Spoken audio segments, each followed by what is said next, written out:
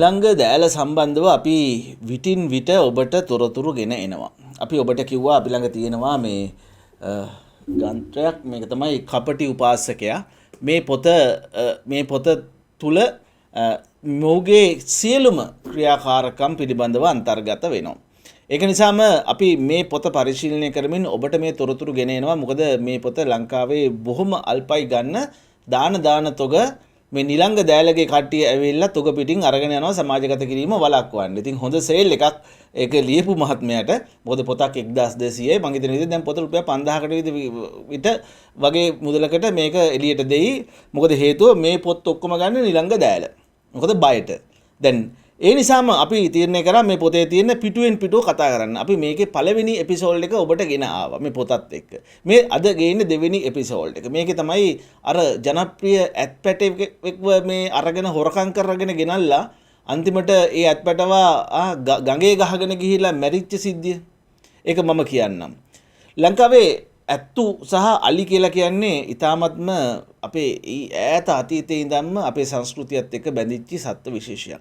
දළදා මාලිගාවට ඒ වගේ අපේ සංස්කෘතියත් එක්ක බැඳිච්ච අපේ මේ බෞද්ධ ශිෂ්ටාචාරයත් එක්ක පෙරහැර මංගල්‍යයට මේ ආදී දේවල් වලට අපි අලි ඇත්තු භාවිතා කරනවා.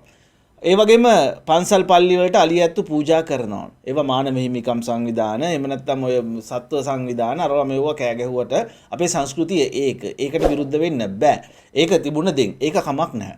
හැබැයි ඒ මුවාවෙන් සමහර මිනිස්සු Tamanට නැති තේජසක් ගන්නට හොරකමේ යනවා නම් අලි ඇත්තෝ ඒක වැරදි. ඒ නිසාම නිලංග දෑල කියන පුජ්‍යලයාට එරෙහිව නඩුවක් ගොනවී යුතු කරුණු කීපයක් පිළිබඳව මම කතා කරනවා. මේ කතාව මුල ඉඳලම ඔබ ඉතාම සාවධානයෙන් අහන්න. මෙතන මම 1 to 1 මම ඒ පොයින්ට්ස් පෙන්නනවා මෙයා නීතිය කඩලා තියෙන ක්‍රමය සම්බන්ධව. ඊට ඉස්සෙල්ලා මේ වීඩියෝ එක බලන්න. ඔන්න අද ඉඳලා මගේ channel එකට memberships ගන්න ඔයාලට පුළුවන්. super thanks කරන්න ඔබට අවස්ථාවක් ලබා දීලා තියෙනවා. මේ memberships 3 ආකාරයයි. පළවෙනි එක supporter, දෙවෙනි එක super fan, තුන්වෙනි එක VIP. මේ කැමති ආකාරයකින් අපිට සපෝට් එකක් දෙන්න.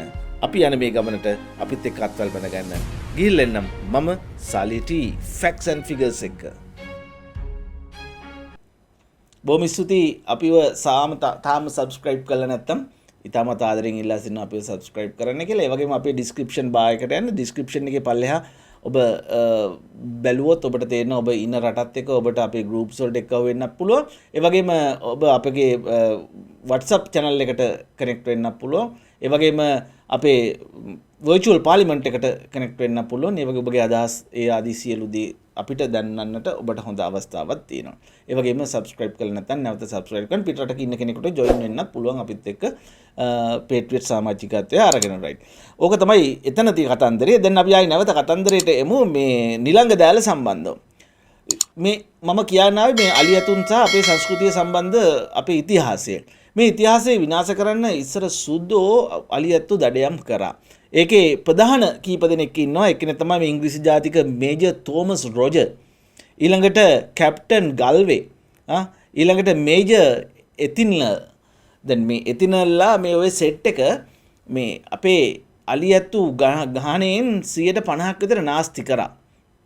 ඒ ඇද්දලා කපාගෙන උන්ගේ රටවල් වලට අරයි යන්න. හැබැයි ඉතුරු වෙච්ච මේ අලි සහ ඇතුන් පිළිබඳව අපි බොහොම සංරක්ෂණය කිරීමේ උවමනාවෙන් තමයි ක්‍රියාත්මක වෙන්නේ. ගම්වල අලින්ගෙන් ප්‍රශ්න තියෙනවා. ඒක හරි. ඒක වෙනම කතාවක්. ඒවා ඒ අලි වැටවල් වල සහ ගම්මු විසින්ම සමහර විට වැව් තාවුළු වලටම Tamanගේ ඉඩකඩම් ලබා ගැනීම නිසා මේවා සිද්ධ වෙච්ච කාරණාත් තියෙනවා. මේක දෙපැත්තටම සාධාරණව කතා කළ යුතු දෙයක්. හැබැයි මේ කතා කරන්නේ නිලංග දෑල විසින් අර රජයෙන් දෙන ලද යම්කිසි අවසරයක් ඊ타මත්ම බැරෑරුම් ලෙස කූට ලෙස අවභාවිතා කිරීමක්. මේක ඔහු දඬුවම් ලැබිය යුතුයි. ගරු ජනාධිපතිතුමනි ඔබතුමා ඔහු සමග කරට අත දාගෙන එකට වේදිකාවල හිටියට කමක් නැහැ. මොහු කරලා තියෙන වැරදි වලට දඬුවම් දෙන්න. අපි වැරදි පෙන්වන්නම්. ගරු ජනාධිපතිතුමනි මේ 1975 බලපත්‍ර ක්‍රමය අහෝසි කරා මේ අලි ඇත්තු දඩයම් කරගෙන ඇවිල්ලා කියන්නේ මරලා නෙමෙයි අල්ලගෙන ඇවිල්ලා හීලෑ කිරීම තහනම් කියලා තමයි 1975 ඒක දුන්නේ. එතකොට දැන් අලියෙක් යම් කිසි හේතුවකින් ප්‍රශ්නයක් වෙලා ගත්තොත් ඒ පින්නවල අලි අනාථාගාරයට තමයි අලියැත්තු ලබා දෙන්නේ. ඔවුන්ට තමයි අයිතිය තියෙන්නේ. මෙහෙම තියෙනකොට මේ 0.9යි ඇලයිරක් 0.9යි 70යි ඇලයිරක් 3යි 4යි 1යි ඇලයිරක් 0.12 කියන කැබිනට් මණ්ඩල සංශෝධනයට අනුව මේ දළදා මාලිගාවේ පෙරහැර සඳහා අලි පැටව් දෙන්නෙක් ගන්නට අනුමත වෙනවා. මේක මේ අනුමත වීමත් එක්කම මේ නිලංග දෑලට අමුතු දොළ ආසාවක් එනවා ඇත්තු දෙන්නෙක් ගන්න අලි එපා කියලා. දැන් අනුමත වෙන්නේ අලි. මේ යකා කරන වැඩේ මේ පින්නවල අලි අනාථාගාරෙන් අලි පැටව් දෙන්න ගෙනියන්න නැතුව මහ රෑ 226 ඇලයිරක් 93.8 ටාටා ලොරියක් අර 1313 එක මේ ලොරියක් ගෙනල්ලා මහ රෑම ඇත්තු දෙන්නෙක් උස්සනවා. දැන් පළවෙනි වැරද්ද තමයි මෙයා සිරගත කළ යුතු මෙයා කැබිනට් මණ්ඩල සංශෝධනයට අනුව අනුමත කරන්නේ අලි පැටව් දෙන්නයි. අලි පැටව්. හැබැයි මෙයා ගෙනියන්නේ ඇත් පැටව් දෙන්නෙක්. අලි පැටව් ඇත් පැටව් අඳුරගන්න බැරි වෙන්න විදිහක් නැහැ. මොකද මහ රෑ මේක අරයි යන්නේ. රයිට්. එතකොට මේ කවුද මේ අරයි යන අලි පැටව් දෙන්න? එක්කෙනෙක් සින්දු එක්කෙනෙක් රාජු. සින්දු කියලා කියන්නේ ශාන්ති කියන අම්මට සහ නීලගිරි කියන තාත්තාට දාව උපන් ඇත් පැටවෙක්. ඊළඟට රාජු කියලා කියන්නේ පුංචි කියන අම්මාට සහ සුරනිමල කියන ඇතාට දාව ආපු පැටියෙක්. එතකොට මේ පැටවුන්ගේ වයස අවුරුදු 2.5යි මේ උස්සන වෙලාවේ. තවත් නීතියක් තියෙනවා. මේක තමයි දෙවෙනි නීතිය. මෙයා කඩු මෙයාව සිරගත කරන්න අවශ්‍ය කරන දෙවෙනි අධිකරණ තීන්දුවක් තියෙනවා. අවුරුදු 5ට අඩු ඇත් පැටව් හෝ අලි පැටව් පින්නවල අනාථාගාරයෙන් ගන්න බෑ කොයිම හේතුවකටවත් පන්සලකටවත් කිසිම තැනකට.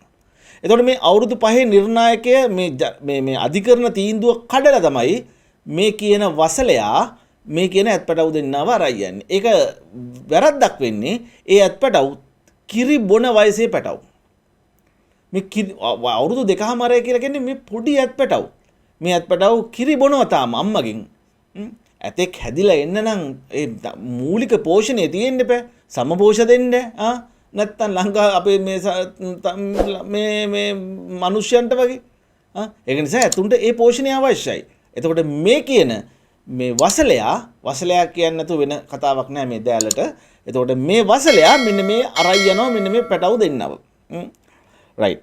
එතකොට හැබැයි මේ අරයි යනකොට මෙයා ඉල්ලුම් කරන්නේ මෙහෙම මට අලි දෙන්නෙක් ඕනේ කියලා ඉල්ලුම් කරන්නේ මල්වතු අස්ගිරි උභ විහාරේට පූජා කරන්න කියලා තමයි මෙයා ඉල්ලන්නේ. හැබැයි අවසරය දෙන්නේ මේ දළදා මාලිගාවේ පෙරහැර සඳහා තමයි පන්සලේ තමයි තියාගන්න ඕනේ. ඒක තමයි මේ එදා කැබිනට් මණ්ඩලයෙන් අනුමැතිය කරන්නේ. දැන් මේ යකා මේ ඇත් පැටවන්ව ගෙනල්ලා එක ඇත් පැටවෙක් මෙයා උස්සනවා. මෙයාගේ ප්‍රයෝජනය සඳහා මෙයාගේ ගෙදර මෙයාගේ නිකන් අර ඉස්සරහ තියන්න. මේ ඇත් පැටවාට මාංචු දාලා තියෙන මේ වයස 2.5යි. දානවා කකුල් දෙකටම මාංචු. දාලා තමයි දුවනවට අර තරුණ වයසේ දුවන. ඇයි මේ දඬුවම් දෙන්නේ මේ ඇත් පැටවෙකුට? එහෙම මට ඕවා ගැන කතා. ඔන්න ඕවටයි පරිසර අර මේ සත්ව එක ඉන්නේ සංගමන් ඒවට විරුද්ධ වෙන්න ඕනේ. ඒ කාලේ විරුද්ධ වුණා. ඒව තමයි මේ පිටිපසින් යන්නේ ඒ ඔහුට විරුද්ධව තිබුණේ ඒ චෝදනා. එතකොට මේ විදිහට මෙන්න මේ ඇත් පැටවව ගෙනල්ලා කිසි වගකීමක් නැතුව ගඟ ළඟ ගැට ගහලා තියෙනවා. අනේ මහරය වහිනෝ. වැහැලා ගඟේ ජල මට්ටම උඩට යනවා. මේ ඇත් පැටවට බේරෙන්න විදිහක් නැහැ. කකුල් දෙකටම විලංගු දාලා. ඔහුගේ ඉස්සරහා පාද දෙකටත් විලංගු දාලා. කකුල් හතරම හොල්ලන්නවත් බෑ. අනේ දියේ පෙඟිලා වතුර පෙවිලා මේ පුංචි දරුවෙක් වගේ චූටි ඇත් පැටවව මේ යනවා. මේ සහගාන අපරාධයට දඬුවම කෝ අදටත් ඔය නිලංග දෑල සතුටින් සමාදානයෙන් සහයෝගයෙන් පවතින ඕනෑම රජයක සහයෝගයෙන් අනීතිකව දළදා මාලිගාවේ රජ වෙනවා.